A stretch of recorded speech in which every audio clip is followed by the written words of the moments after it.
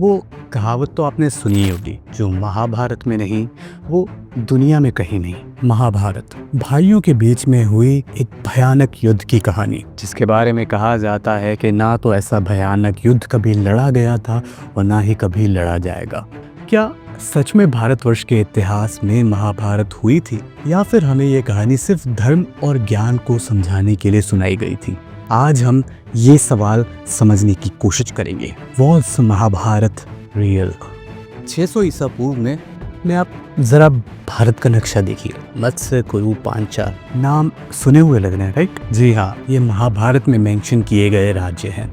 और ये जो मैप आप देख रहे हो इंडिया का, ये भी हिस्टोरिकली करेक्ट है। Before Mughals, before Khiljis, before Gupta, before Ashoka, Bharat का नक्शा कुछ ऐसा दिखता था, जहां भारत 16 महाजनपदों में डिवाइड था। इनमें से जो सबसे शक्तिशाली महाजनपद था वो था मगध, जिसके बारे में हमें महाभारत में भी जिक्र मिलता है, जिस पर जरासंध ने राज किया था। इसके अलावा जैसा कि आप जानते हैं, marine excavations of Dwarka, chief archaeologist S Rao ने कंफर्म किया है that Dwarka is not the exaggeration और मिथ।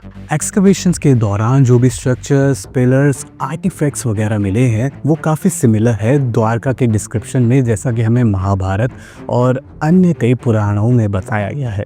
हाँ, लेकिन आप फोटोज़ और वीडियोज़ को अगर सच मानते हो, जिसमें आपने नदी के अंदर कृष्ण की बड़ी बड़ी मूर्तियाँ देखी होंगी, तो वो डेफिनेटली मेड अप वीडियोज़ है। ऐसा कुछ भी द्वारका के एक्सकवेशंस में नहीं मिला है। असली द्वारका की एक्सकवेशंस कुछ ऐसे दिखते हैं। साथ में महाभारत को वेद व्यास ने भी इतिहास कहा है, यानी जो हो चुका है। इसके अलावा महाभारत में कौरव और पांडवों के 50+ इंसेस्टर्स के बारे में भी बताया गया, जो कि डेफिनेटली अगर ये स्टोरी होती तो इसका कोई मतलब नहीं था। तो ये सारे कुछ ऐसे सबूत हैं जो हमें महाभारत असल में हुआ था इसका प्रूफ देते हैं। लेकिन एक और एंगल है जिसे हमें छोड़ना नहीं चाहिए, वो है एग्जैजरेशन। जैसे कि मैं आपसे एक क्वेश्चन पूछूंगा, आपने MSD और संजू मूवी देखी होगी। क्या आपको लगता है कि संजय दत्त और धोनी की लाइफ में एग्जैक्टली सेम चीज़ें वैसी ही हुई होंगी जैसे कि हमें मूवी में दिखाई गई हैं? अगर आप अंधभक्त नहीं हो और थोड़ा लॉजिक से समझने की कोशिश करोगे तो जवाब डेफिनेटली ना ही निकलेगा। यहाँ पर राइटर्स ने डेफिनेटली स्टोरी में मसाला डालने के लिए, स्टोरी को और इंटरेस्टिंग बनाने के लिए कई सारे एलिमेंट्स ऐड किए हैं, जो कि डेफिनेटली संजय दत्त या महेंद्र सिंह धोनी की लाइफ में नहीं हुए। This is called creative freedom, जो कि आज से नहीं बरसों से चली आ रही है। एक और एग्जांपल लेते हैं आयरन मैन और स्पाइडरमैन का। आयरन मैन का टावर है Stark Tower, which is in New York, and Spiderman भी अपने जाले बना के न्यूयॉर्क में घूमता रहता है। हालांकि ये सिटी रियल है, लेकिन जो कैरेक्टर्स हैं वो फिक्शनल है। हालांकि इसका मतलब ये बिल्कुल भी नहीं है कि मैं ये कह रहा हूँ कि महाभारत की सिटीज रियल हैं लेकिन कैरेक्टर्स फिक्शनल है, बिल्कुल नहीं। मेरे कहने का ये मतलब है कि ये युद्ध हुआ होगा, डेफिनेटली हुआ होगा, लेकिन उस तरीके से नहीं जिस तरीके से हमें रिप्रेजेंट किया जाता है। डेफिनेटली बहुत सारी एग्जैजरेशन की गई है just for the purpose of creative freedom. Right, मैं आपको एग्जांपल देता हूँ।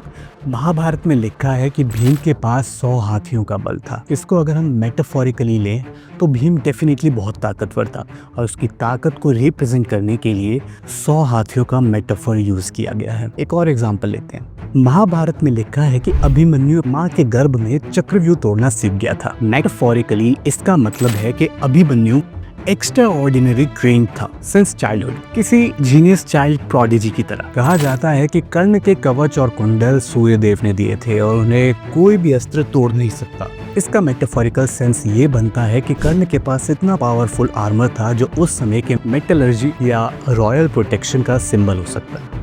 साथ ही महाभारत में ये भी लिखा गया है कि घटोत्कच, जो कि भीम का बेटा था, वो रात के समय बहुत ज़्यादा पावरफुल हो जाता है। मेटाफोरिकली इसे देखें तो वो नाइट वॉरफेयर स्पेशलिस्ट था, यानी रात को गुरिल्ला स्टाइल वॉरफेयर में अनबीटेबल। तो ये सारी एग्जैजरेशन हमें दिखाती है कि महाभारत भले ही एक कहानी के रूप में लिखा हो, लेकिन इसका बेस हिस्ट्री से जुड़ा है। ऊपर से आई थिंक महाभारत हुआ या नहीं एक बहुत ही ज़्यादा अनइम्पॉर्टेंट क्वेश्चन है, बिकॉज महाभारत जैसा महान ग्रंथ हमें क्या सिखाता है और हमारी लाइफ में क्या वैल्यू ऐड करता है, इस पर बेसिकली हमें ध्यान देना चाहिए। क्योंकि महाभारत एक ऐसा ग्रंथ है जो हर किसी को पता है लेकिन हर किसी को समझ नहीं आता। महाभारत का अंत कलयुग की शुरुआत आता है, dark age, which means no matter what evil will exist in this world. और महाभारत इसका प्रूफ है कि ईविल चाहे कितना भी बड़ा हो, you can always overcome this evil. Pandava जंग जीते एक ऐसी आर्मी के खिलाफ जो कि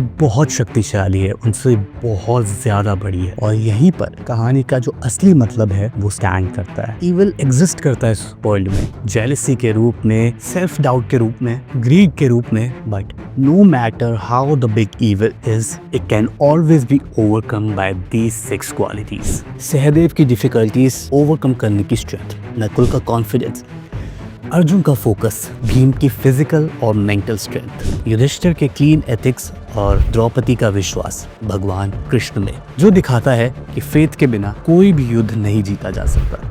आई थिंक महाभारत का हर पेज कृष्ण यानी गॉड की प्रेजेंस को प्रूव करता है, एक सुप्रीम पावर जो कि कभी गलत नहीं होने देती। महाभारत हमें सिर्फ एक पुरानी कहानी नहीं बल्कि एक ब्लूप्रिंट देता है कि कैसे जेलसी, ग्रीड और ईगो जैसे इविल्स को हरा कर इंसान अपनी लाइफ में जीत सकता है। और शायद इसीलिए कहते हैं कि महाभारत सिर्फ हुआ नहीं, महाभारत हर इंसान के अंदर हर रोज होता है।